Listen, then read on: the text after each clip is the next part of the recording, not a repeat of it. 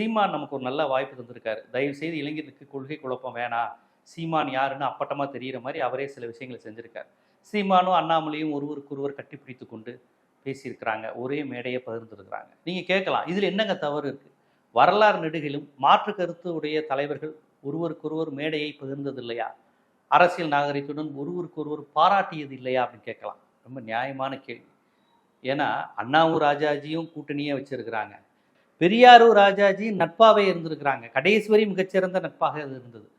ராஜாஜி இறந்தபோது பெரியார் அழுதது அப்படிங்கிறது அவ்வளவு முக்கியம். கவிஞர் வாலி சொல்வார் அத. சேலம் இருந்தபோது ஈரோடு தேம்பி தேம்பி அல்லவா அழுதது அப்படின்னு கவிஞர் வாலி பலமுறை அதை எடுத்து காட்டியிருக்கிறார்.